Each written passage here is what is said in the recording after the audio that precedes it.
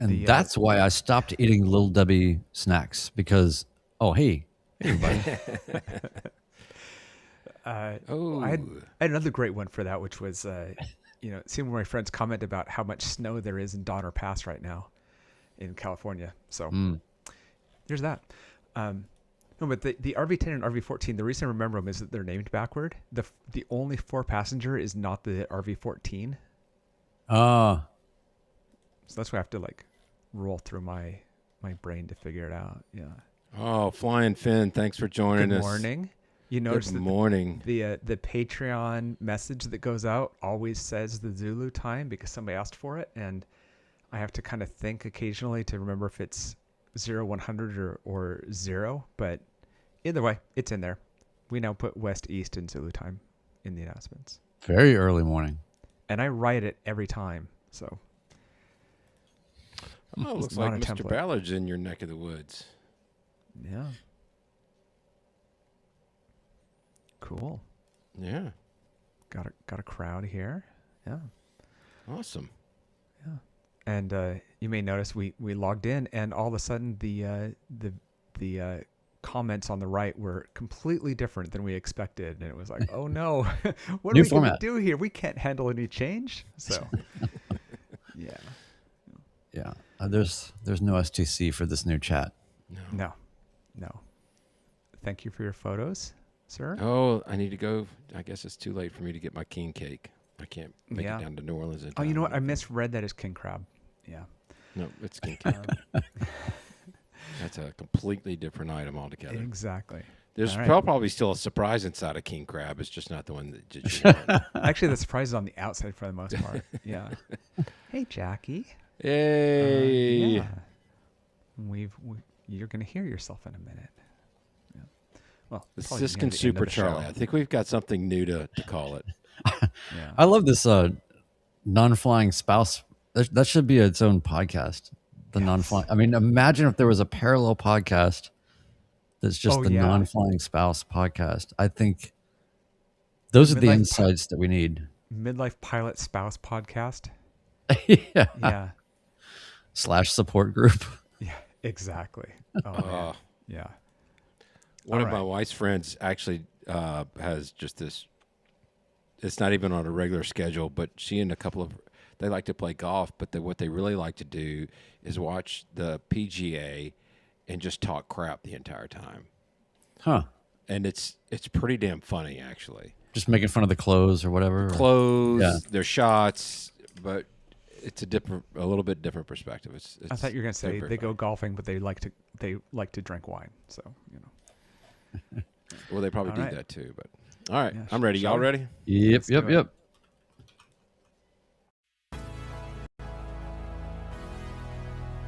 Welcome to the Midlife Pilot Podcast. What is it like to become a pilot in midlife? The challenges are unique, but so are the rewards. Hosts Ben, Brian, and Ted talk learning to fly, growing as pilots, and the joy of flying to destinations. The purpose of the podcast is not to teach, but to share knowledge and experiences. You definitely should not take any advice too seriously from an aviation podcast that uses terms like icing on the vegetables. Okay, checklists are complete. Let's get the show started.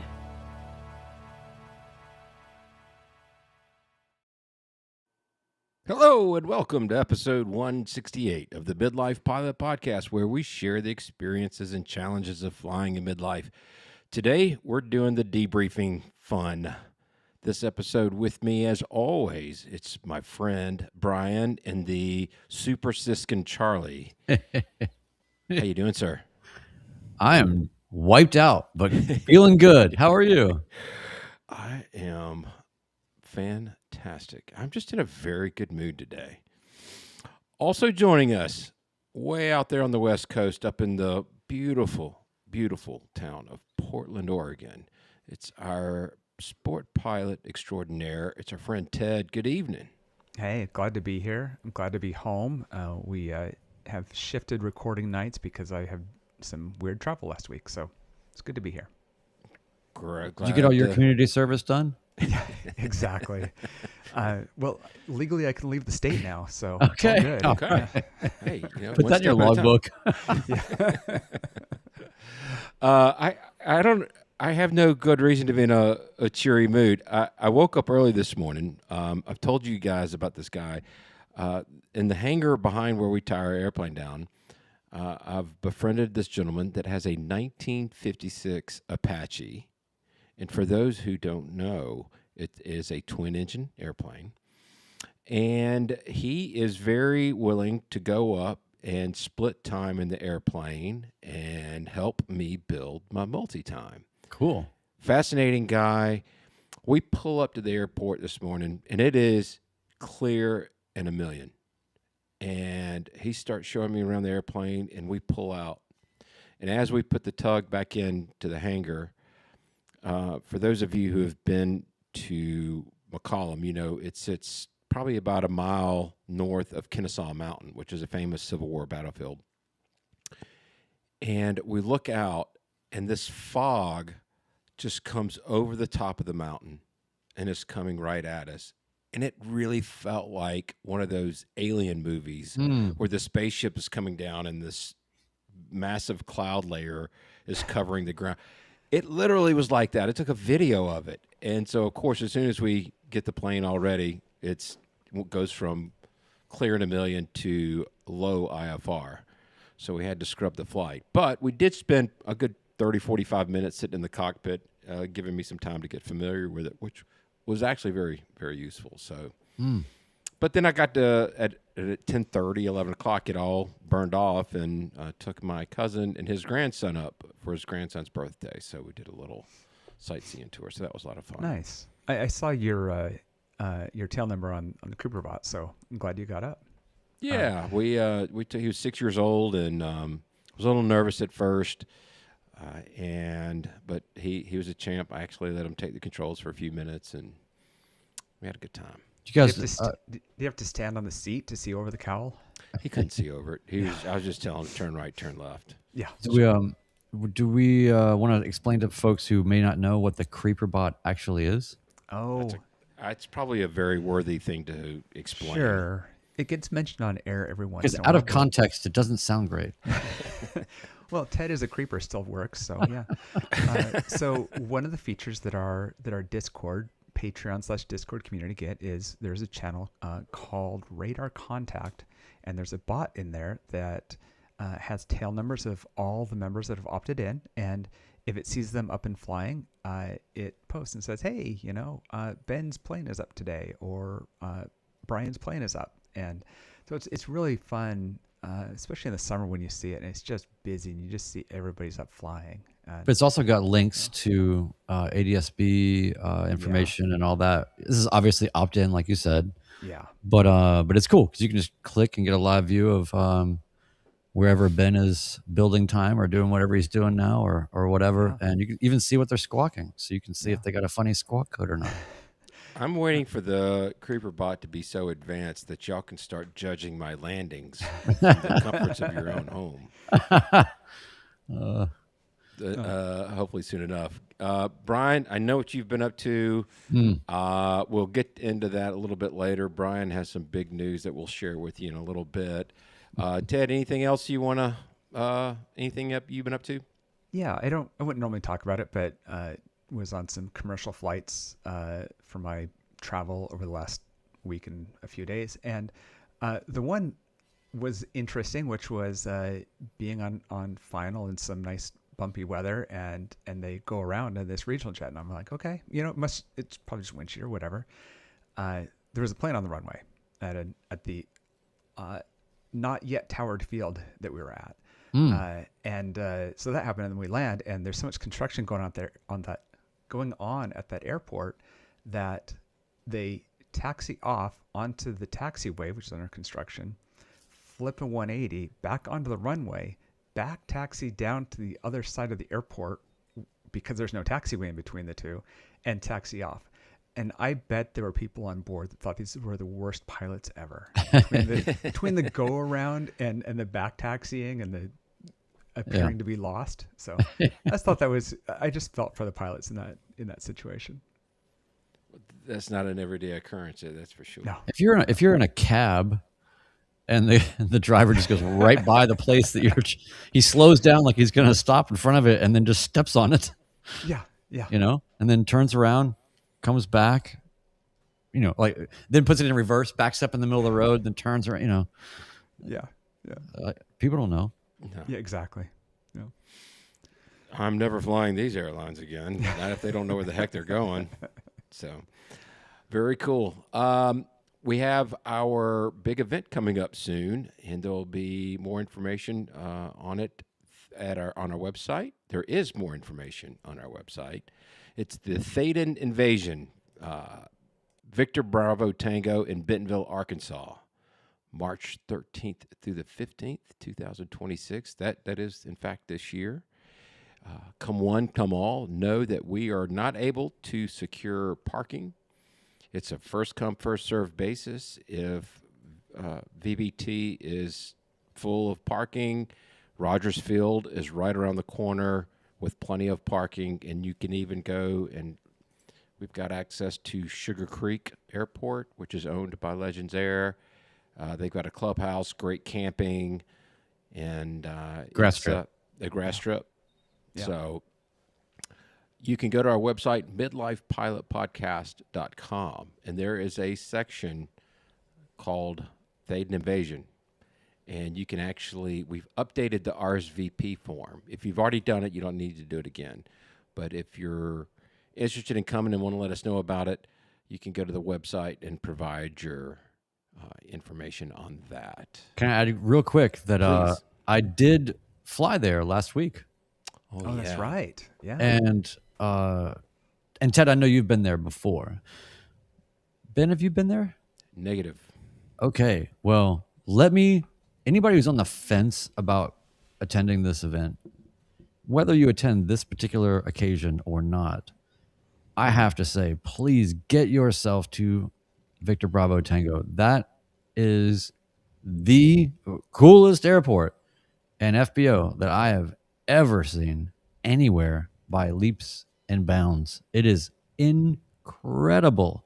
The people there are so nice. They got all the things that you need.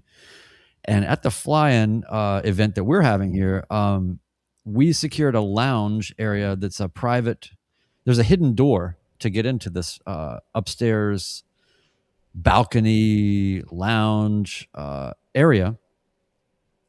And we will have that for all of our crowd for the whole weekend, which means that we have our own spot to hang. There's the restaurant that's downstairs in the building is fantastic. I had Eggs Benedict with a mustard hollandaise that they had. Oh, nice. I'd never had that before. It was actually quite good. So I'm saying the food is great. There's all these little seating areas and places to hang and fireplaces and couches, and everything's just so comfortable and clean and professional and beautiful.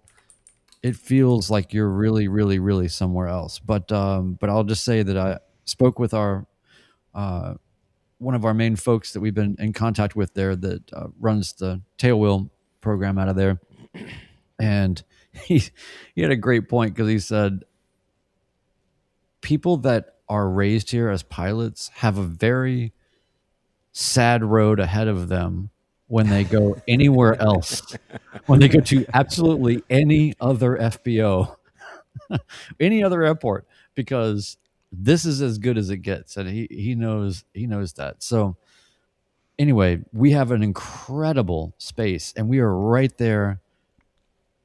The live podcast and all of this that we'll be doing, the hangs, all of that, the space that we have to do it in at the FBO, there's a huge balcony right there, right at the approach end of the runway, right there by the lake. You can see everything. It's all happening right there. It's not isolated from, the rest of the activity of the airport. They've really done an amazing job.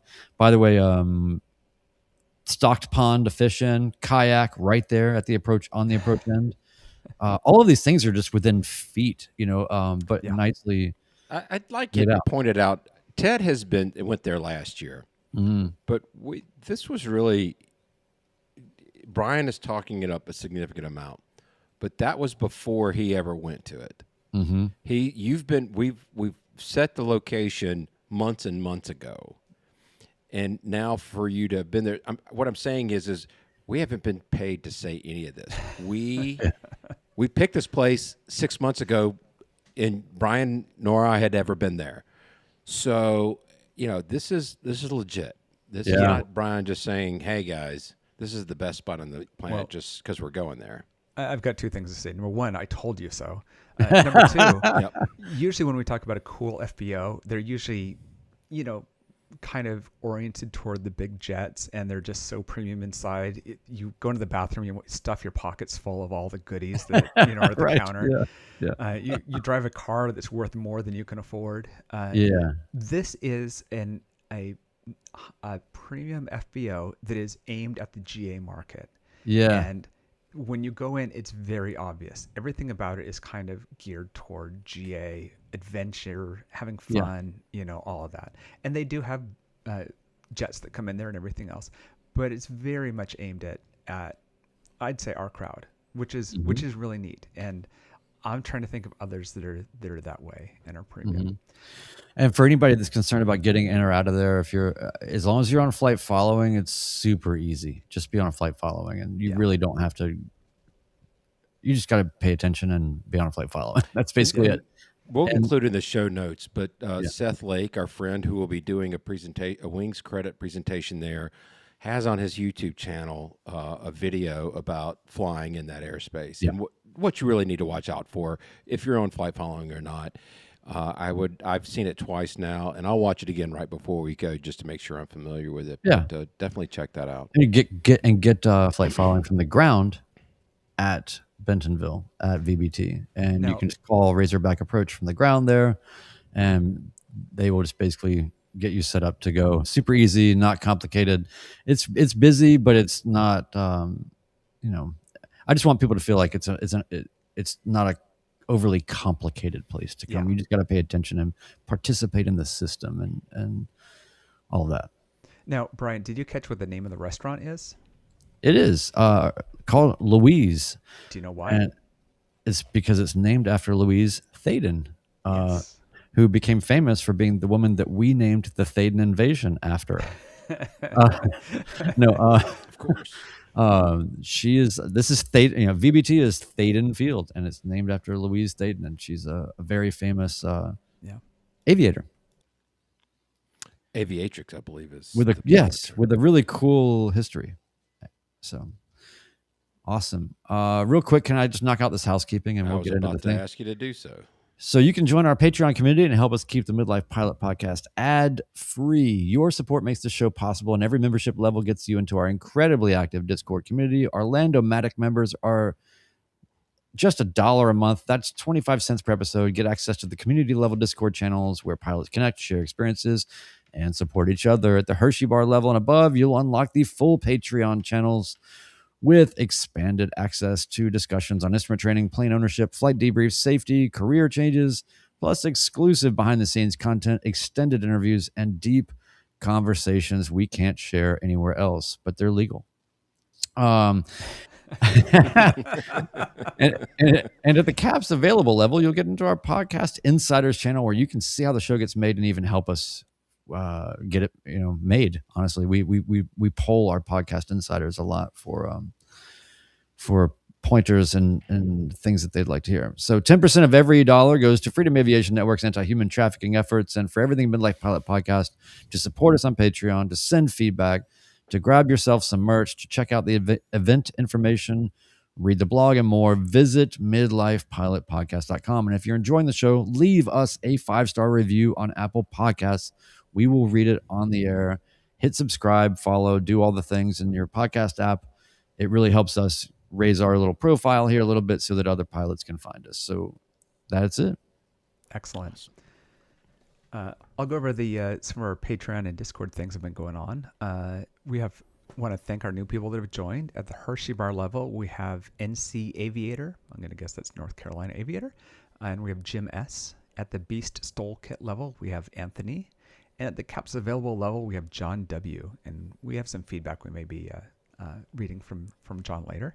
Awesome. Thank you all. Also, the thing that our Caps Available people have access to early right now is a seminar about caps. So it's all kind of circular at that point. which is the Cirrus parachute system. So accomplishments in Discord this week. I wrote down a bunch of them that I've been going through.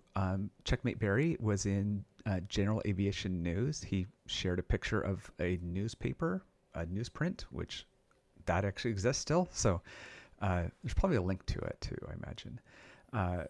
Mark Wendell Geek announced his retirement and congrats. And a wheelie in his plane. So that was fun to see that little video. I don't know what he's more proud of. Exactly. It really, if you watch that video, I think he was more proud of the wheelie than he was the retirement. So. Well, his I think the work that he's been doing lately has been mostly paint schemes for his plane. So, yeah. Jay, aka Midlife Aviator, had his long solo cross country. It's kind of north-south in California. So it's always good to see airports I recognize in the West. Ben V soloed. Kitch landed in Alton Bay. That's the ice runway. So it's cool to see. Keith, my light sport flying buddy, passed a milestone of hours and shared the picture. That was great. And I think somebody had a checkride, but I can't remember. So throw it to you, Ben. Well, we'll come up with that here in a minute. Actually, we'll come up with it right now. So for those of you who are not on Patreon and did not know this, but the guy sitting below me right now, which if you're not watching, would that be always Brian sounds weird when Siskind. you say that, by the way. I know. That's why I do it, just to be weird. Keep in mind, most of the audience is audio. Yeah, that's true. Okay. So my friend Brian Siskind passed his check ride for his instrument rating today. Yay. And what we wanted to do tonight is normally our friend Wendell Geek, a.k.a. Mark, conducts these debriefs of our members who volunteered, who agreed to do it if they want to do it. Whatever type of debrief, private pilot, instrument, all of it, commercial. We've done an ATP debrief. Glider, we've done it all. What we wanted to do tonight is to give the rest of the world a taste of how these debriefs go. I believe, Brian, you said prior to your check ride, you did go through some instrument debriefs from the channel. Is that correct? Yeah, I mean, what a cool thing to be up against my own instrument check ride and have. And by the way, thank you guys for letting me access our own Patreon so that I can get... By the way, you're way behind on your Patreon, dude. So, we're going to let it slide this time, but you need to catch up, buddy. But I owe you Patreon. I was thrilled to be able to go through and watch many of the instrument check ride debriefs that are on there with various members, because the insights that you get are different than what you might find on ad nauseum YouTube videos, etc., because these videos are semi-private and people can be a little bit more free with what they're saying about their experience. And it's just been really helpful. So yeah, what a great gift for us to have this community, and then for me to be able to leverage all of that information and insight for my own experience. And I can tell you it really, really helped from many different angles, which we'll get into. That's most definitely. So Mark has kind of a set series of questions that he proposes, and we're going to let the conversation flow normally and naturally. But Ted and I will kind of go back and forth and just put you in the hot seat and tell us everything. So I'll kick it off. And I do like his very first question for the instrument debrief, and that is, why was it important for you to get your instrument rating? Spite. Because every instrument pilot that I know would never stop telling me, you really need to get your instrument rating. And here's the thing. I've always wanted to get my instrument rating. I would like to have the rating to fly into the stratosphere. I would like to have spacecraft ratings, okay? I want all of the ratings. But the reality is ratings cost money and time, and those things are hard to do. So I joke. I mean, I have so many. Lewis cornered me for a good 17 hours at the last flying about why I should get my instrument rating. So all that to be said, I have my own point of view on that, and I think it's consistent with everybody else's. It is going to make you a better pilot, and that is really what we're all trying to do here. These are just different vehicles and different tool sets and different curriculum to get through to better shape yourself overall as a pilot. It doesn't mean if you get a seaplane rating that you want to become a seaplane pilot. You go do that so that you become a better, more well-rounded pilot.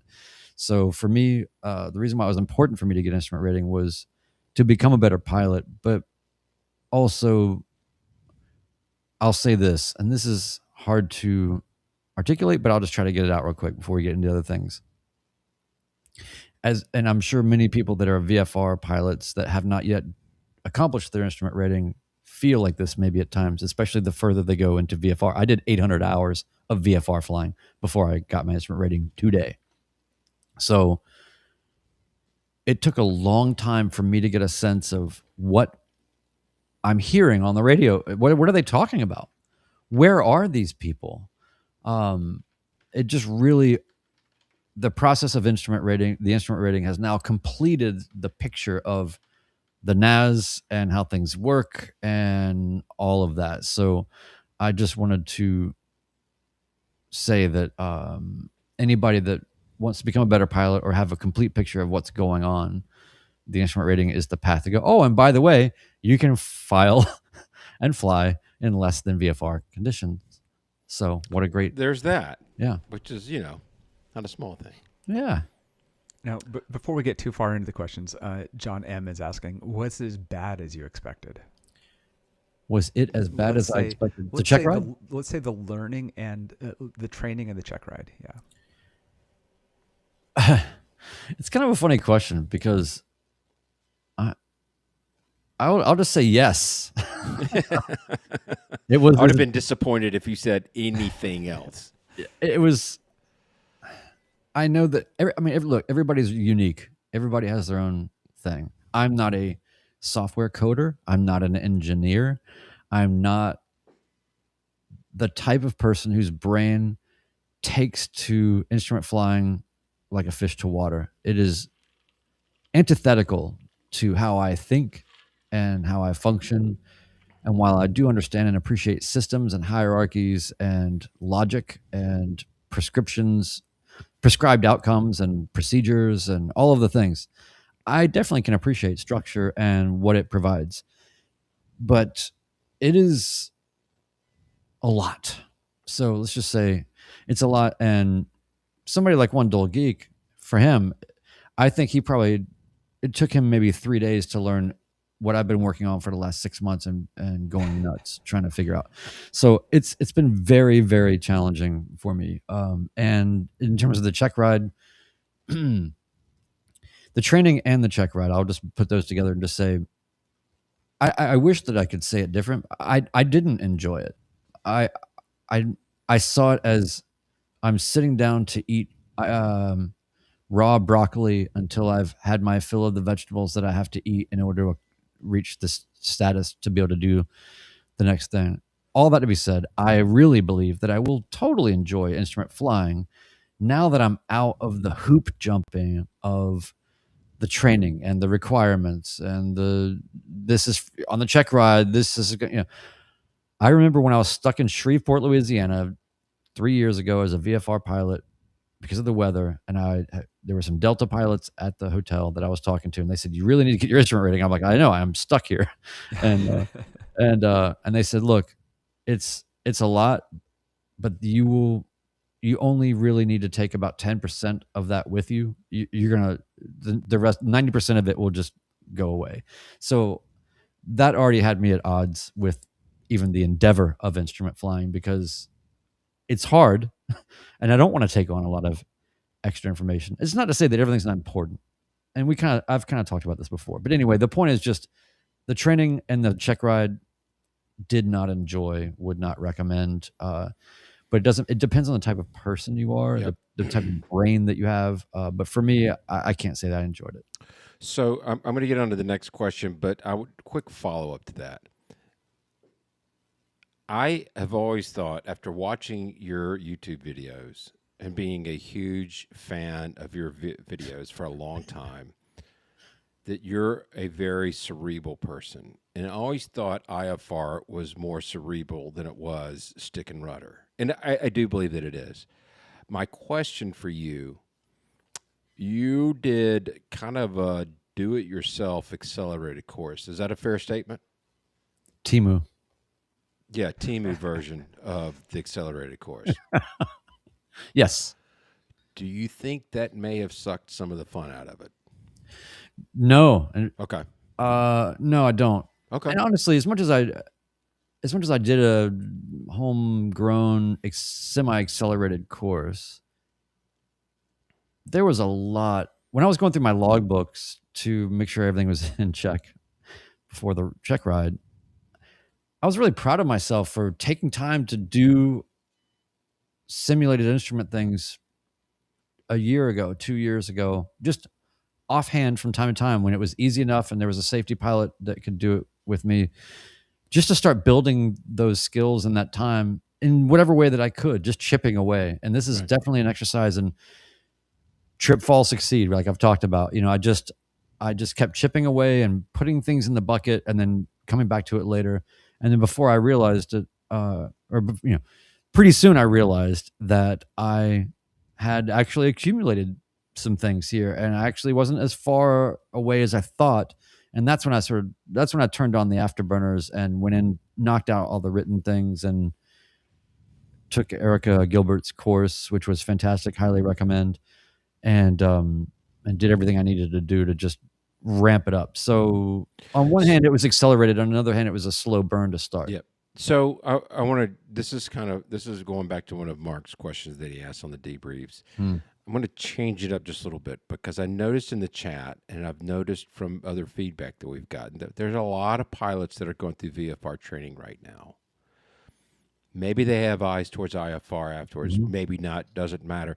I'd like for you to, if you can, in your own words, obviously, compare and contrast your VFR or your private pilot training versus your instrument training. I think I've said this before, but private pilot, it's all new. And so that anything you're doing is probably important to learn, even if some of it is not going to be things that you do every day. You're not going to go out flying all the time and do turns around a point, but you are going to go maybe see your friend's house and fly around it, so why not have a sense of how to do that? There's some real reason why you can see that everything's happening. It doesn't mean with IFR you can't. In fact, the reasons are almost hidden, and you have to really understand a lot of interrelational things to really see why it is the way it is. But I think that with private, it's so much more physical muscle memory. So I just really enjoyed private pilot training a lot. I mean, I had a hard time. I had, You're right. Famously hard time with certain aspects of it. And it's very difficult in its own right, for sure. But I feel like with this, I'm kind of getting through instrument training in such a way that it feels like if I would have done my private training and gotten done with it in 45 hours, which is too soon.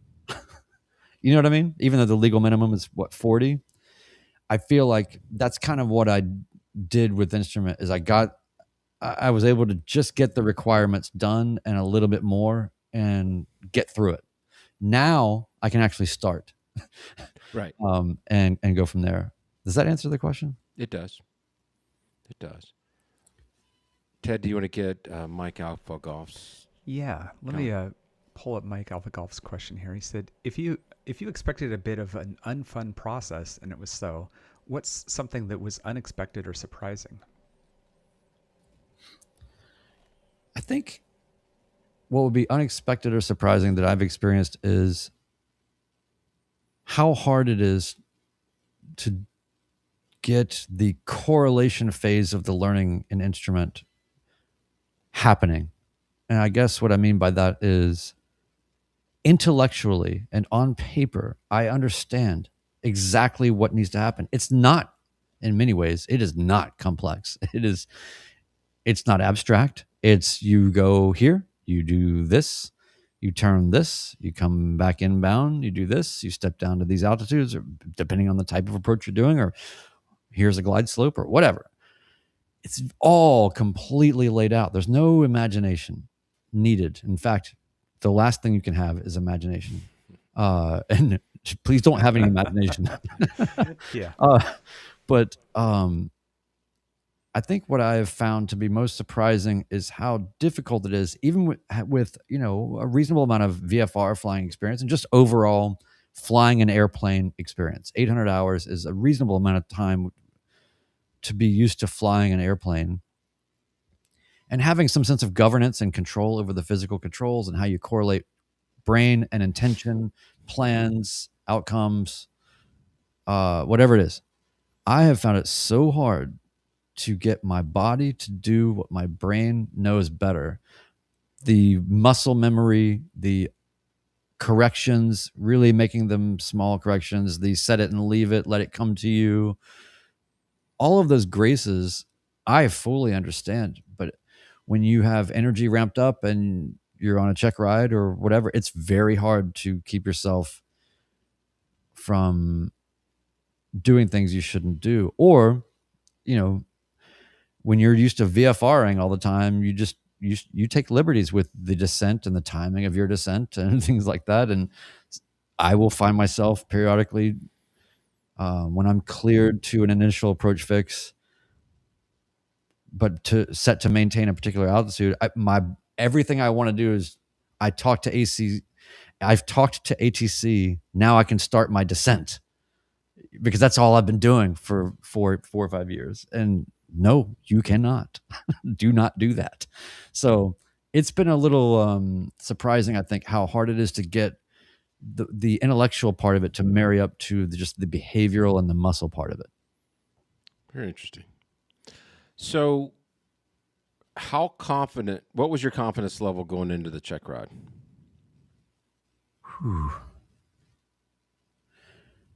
Now, we're midlifers, and we beat ourselves up. Sure. But we need pure honesty here. Mm-hmm. Well, we're midlifers and we beat ourselves up, but we're also self-aware. Yeah, that's true. On many levels. Well, some of us are, at least. Some of us are aspiring self-aware. Yeah. So, no, but I think it's an interesting thing because the confidence in the early stages of anything is just going to fluctuate and be subject to conditions. So, for instance, even just my check ride was 2 days. Yesterday, I was confident-ish. I would have a phone call with you, or I'd have a phone call with another friend who's an airline pilot, or I'd talk to somebody who's not a pilot, or just going through life yesterday. It was depending on who I talked to and how we talked about it, I would feel more confident or less, depending on what we talked about and how we talked about it. So I was riding this wave yesterday of, you know what?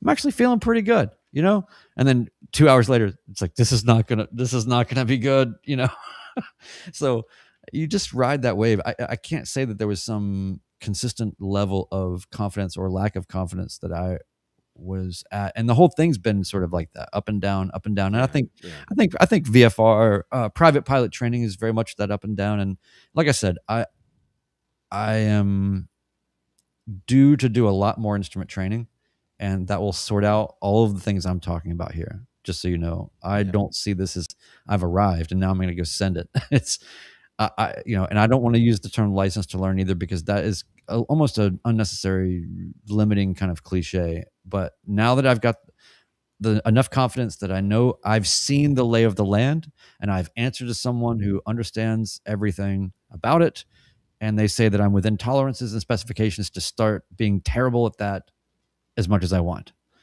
So that's what I'm doing. Very cool. So let's talk about the check ride itself. In one part that I'm particularly curious about, the oral portion. Yeah. And you were given a cross country to go from X-ray, November X-ray, to someplace very close by me, Peachtree DeKalb Airport, PDK. Yeah. And I'm curious how that went. How was that, the oral on that? Yeah. Is there anything you could remember how it went?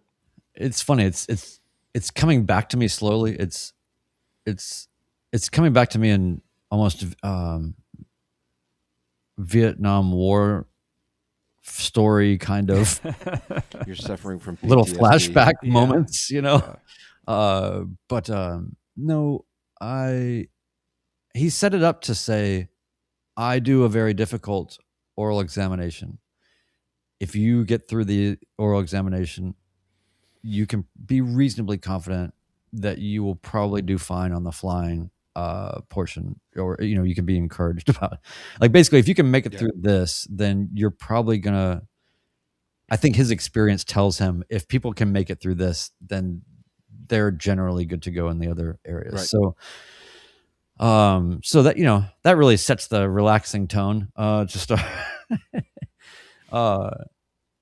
It was really involved. I mean, it was a lot, and it wasn't. If you go on YouTube and you watch Checkride Debriefs, there were maybe some basic things that were kind of like that. Some of the memory item type of things, but he was very quickly, and I appreciated this. He said, "Look, you're going to hit me with a bunch of memory items when I get through some of this stuff, but I'm going to be really pressing you on the why that surrounds these things." He said that I've got a lot of young people coming in now that are really good at rote memorization, and they have memorized the tools, the Pilot's Cafe PDFs, they've memorized all this stuff, but they have not contextualized this information, and they do not really have a sense of the why. And I watch them fall apart when I start to ask them why. And then I became the, there were a couple things that tripped me up. But I think that it was more about how he was asking the questions that was challenging for me, because the way that he was asking questions is not in the same tonality, verbiage, or framework as a lot of the study guides, which are a little bit linear and on the nose about even the ASA book, those things. It's still kind of on the nose. But then the way he would ask things was more about, like I said, the why, or I guess I don't want to get into specific examples really, but it would be sort of the equivalent of saying, instead of saying, what are the 4 X, Y, and Z things or whatever, he would say, which 2 are not this? Or, it was always one level of drilling down and higher, or changing the hierarchy of the information in some way to where it forced you to think about it in a different way based on predicating circumstances. So anyway, the oral portion was very challenging, I think, for me, in that I had to ask him to reframe questions several times. But that's how long was it? I want to say about 2.5 hours. Yeah, that's a good chunk. Yeah. And I think that he expected to be done in about an hour and a half. Okay. It was not. So that's how it went. But I think that was, well, we'll get into this, but I think I definitely did better on the oral than I did on the practical. We'll get into that. But PDK, yeah, planned the cross country down there. We went through the Buckhead 3 arrival, and there's a few neat little things about that. We didn't really get too deep. I was way over prepared. Yeah, I kind of had a feeling you did. Yeah. As a matter of fact, our last phone call together, I kind of hinted that you're kind of overthinking this. Yeah. I definitely all in, well over prepared, but that's how you want it. That's the only thing you can control. And so that's what you want, because you don't really know what's going to happen. And guess what? You're prepared to fly into PDK right now. I had a good gauge. I had I had a lot of insights. I had a good idea of what was going to happen, but still you don't know what's going to happen. And definitely things happened in my experience that were not consistent with the gauge or gouges that I was able to get, that were really specific. So anyway, I don't know. Does that answer your question? I mean, it was, the oral was a couple more to get through. And sure. Ted, feel free to jump in whenever you want to. So let's just hit the flight portion of it. We're assuming, did you actually file an IFR plan? No. Okay. And the DP behaved as ATC because he used to be a controller. That's right. And so that was fun. Did you do unusual attitudes? Yes. And not a problem. Yeah. You know, I kind of like them. Yeah. To me, it's kind of nice to do it to fight spatial disorientation. Mm-hmm. If you do it enough times, it just kind of gets you past that little initial wave. So yeah, I think the challenge there is that the check ride was between X-ray, November X-ray, and Mike 54 back to X-ray, November X-ray, which is Lebanon. Yeah, so 5 minutes away, Yeah, or what? So everything was so fast and so tightly spaced and so crammed. I guess we're already talking about the practical now. Do you want to? Yes, that's what we're talking about. Yes. So, the unusual attitudes were the first thing after we took off out of there. So he scrambles your brain, and then you've got to get right on. They're you're headed. You're getting vectored right then. As soon as you get done with the unusual attitudes. I was gonna say, as soon as you figure out what attitude you're in, turn to a heading of 220. Yeah, which is good. I mean, that's real, So I appreciated that. He immediately failed the WAAS. Okay. And so I reverted to LNAV minimums, flew the RNAV GPS down, step downs, the whole thing. Then coming back into Gallatin, runway 35, did and then he failed my my G5, and so things are just failing, and then he just left the SBAS turned off on the GPS. So okay, why don't you just turn the engine off? It's fine. And we went circling to mist to then out, wait for the SBAS to turn back on and actually connect so I could fly an LPV coming back down. It was so nice to fly an LPV after all that. I'm really breezing past a lot of things, but that's fine. It was so nice to fly an LPV with a glide slope and just to do the things. So, and then the winds were wild the whole time. It was very, very, very windy and gusty. And so that made it very challenging. That set the stage for me to do some over controlling. One thing I will share with you that I think is quite good is that when I did the first approach, I made a couple mistakes where I could kind of tell that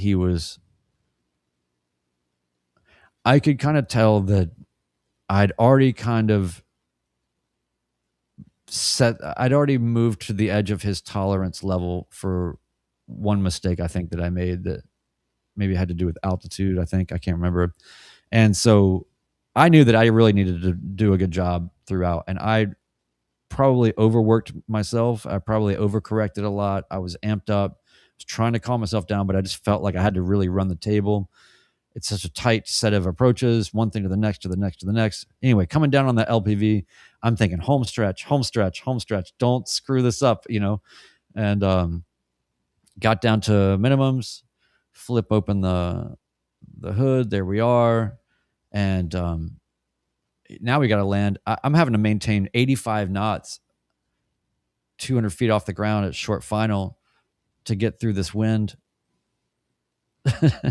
And crosswind and everything.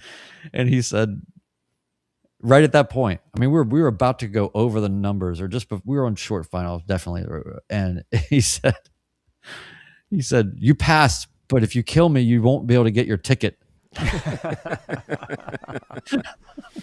I want to make a comment about this. And for all of us who have passed a check ride of any variety, I've been told, and I have a DPE specifically in mind that I hope to get on at some point in time this year. I think the majority of the DPEs don't expect you to be perfect.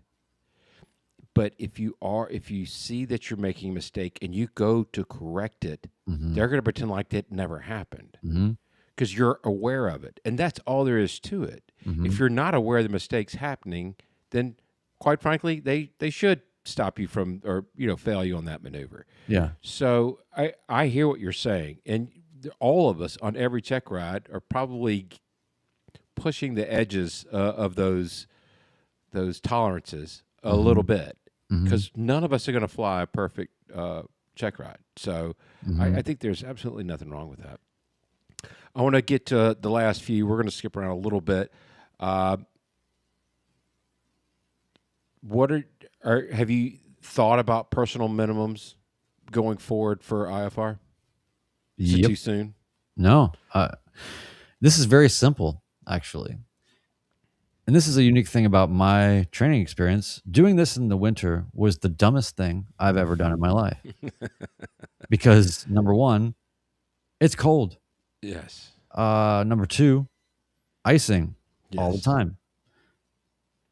Number three, no actual. Yeah. So my CFII was even mentioning to the DPE beforehand, just so that he was sure, he basically said this was an intensive winter framed time frame, January mostly, and we could not get into actual. It's not that we avoided it, we just couldn't. And this is, so based on all that, I was actually laughing at myself because I just thought, wow, even if a little tiny little marginal, just 1,000, 2,000 foot little baby layer just came in over Gallatin after my check ride, and I'm now an instrument pilot and I could file and fly, I wouldn't have done it because I was so exhausted.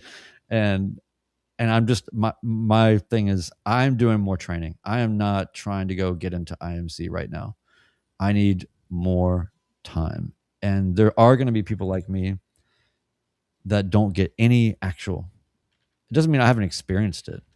Flying with you, Ben, flying with others, I have some sense, but I haven't been responsible for an entire flight while handling all the business. So my minimums right now are going to be very generous and no IMC. I think I'm just going to use the time right now the cool thing is that big shout out to CFII Ben, who's also Tailwheel Ben.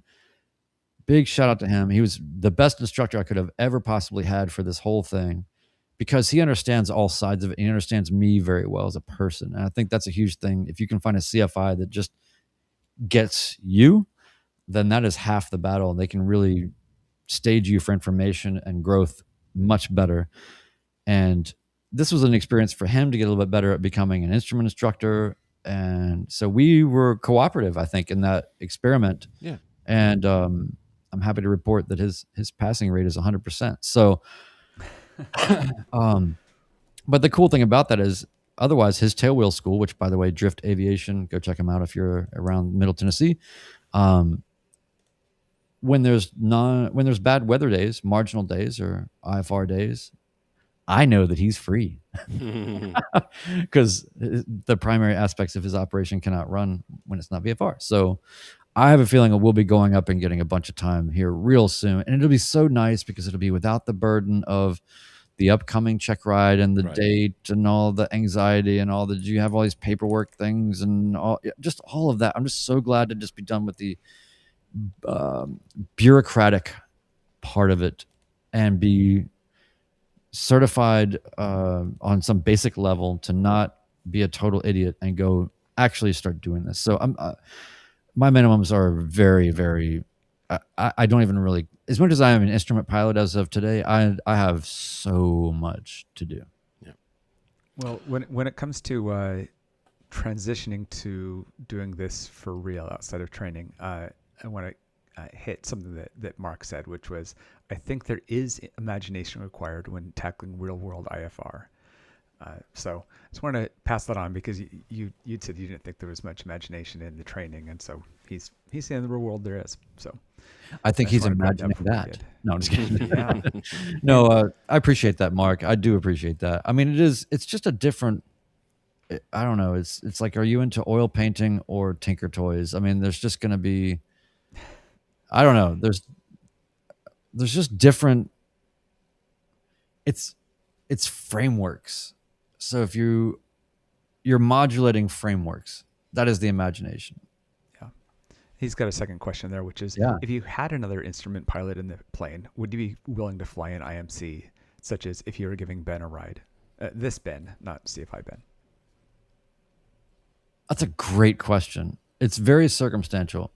Let's talk about what kind of IMC. Is it to punch through a layer and just be on top and then get somewhere and come down through a layer for a second and be through it, versus sustained IMC for 2 hours? There's that, and then there's also just is this person familiar with or comfortable with my airplane? Yeah. And do they understand my avionics? Ben would be fine in the sense that you have a 430, I have a 530. They're speaking the same primitive language. So, but if it's somebody with a G1000 coming into a 530, there might be something that comes up where I believe I can handle anything that might come up. But you want two equally capable people at the very least, with the capabilities of the plane. So I don't know. I will fly with Mark anytime. I know that. I know he's got it. So now, what Mr. if Geek, let's go. What if there were two instrument pilots with you in the plane? And after you answer that, what about two instrument pilots and a goat? If we're going to the hypotheticals, let's clear everything here. Yeah, right.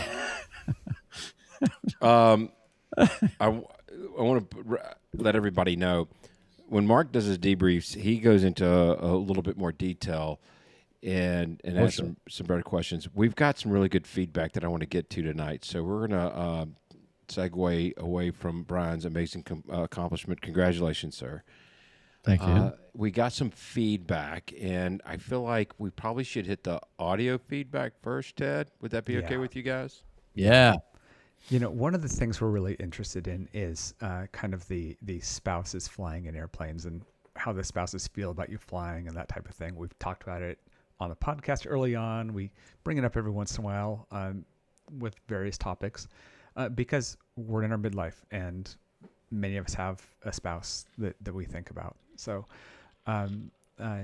Jacqui, who is Ryan Kay's spouse, Ryan is part of the kind of Midwest Mafia, and he has a RV-10, and he joined us in Texas. So anyway, Jacqui gave us some feedback that she wanted to give us. We sent out a challenge last week. Yeah, we sent out a challenge saying we'd love to hear from you, and she rose to that challenge. So let's go to it. Yeah. Hello, Midlife Pilots. This is Jacqui Kay. I was listening to episode 166 on our last road trip this weekend with my husband Ryan, and I heard your call out to us non-flying spouses. So, as a midlife person who suffers from a general fear of heights, tall buildings, steep mountainous cliffs, and basically any geographic position which occurs higher than 10 feet AGL, I was a bit remiss to hear that my spouse intended to earn his private pilot's license and that I get to join him on his aviation adventures. But endeavoring to be a supportive spouse, I started paying attention to the YouTube videos Ryan watched during dinner time and the podcasts he listened to on long car rides. And over the past few years, I have become an avid listener of Midlife Pilot podcasts, as well as a few others, and even had the opportunity to meet some of you in person at OSH. Well, I've used the media platforms to learn some of the lingo and educate myself on basic aviation practices and situational awareness to help me feel more comfortable and confident when flying with Ryan. He and I have also worked together on basic airplane systems and radio calls to get myself to the point where, should an emergency arise, I have the confidence in myself that I could get us back on the ground. Now, the airplane may not be usable afterwards, but we've got a fighting chance. Oh, and I'm somewhat disappointed that the timing doesn't work out for me to join you on the Thaden invasion this year, but I hope to meet more of y'all in person soon.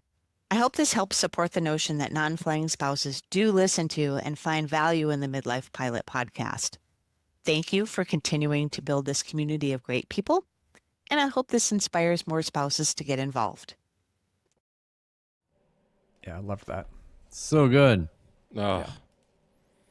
Makes me want to fly up to the Midwest and just go take her out to dinner. And Ryan, Exactly. of course. Yeah. Yeah. If you join us or not.